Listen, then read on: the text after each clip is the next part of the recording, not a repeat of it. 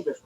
મને ખૂબ ગર્વ છે આપણા મોદી સાહેબના, અને કે જે આને તાત્કાલિક લીધી છે એટલે મને ખૂબ 15 દિવસ થયા, આજે 16મો દિવસ છે.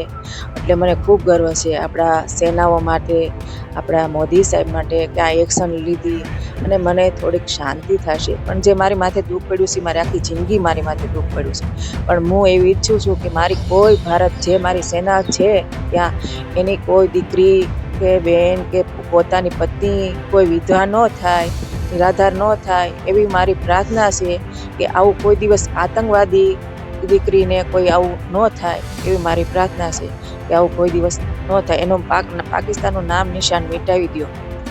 મને ન્યાય એટલો મળ્યો એટલે મને ખૂબ ખૂબ આભાર છે, પણ હું હાવ નિરાધાર થઈ ગઈ. મારો એક જ દીકરો છે, બીજા દીકરાને મારે તો આર્મીમાં જવાની તૈયારી હતી. મને ગર્વ હતો કે મારા 2 દીકરા છે, એટલે અમારે આવું મેં સપને નથી વિચાર્યું. હવે હું મારો એક જ દીકરો છે, એટલે મારે મોદી સાહેબને, સરકારને મારી પ્રાર્થના એવી છે કે મારી દીકરાને સરકારી નોકરી મળે અને સહાય આપશે. હું ક્યાં સુધી આખી જિંદગી હું એમાં કેમ મારે જીવવું મારે એમ.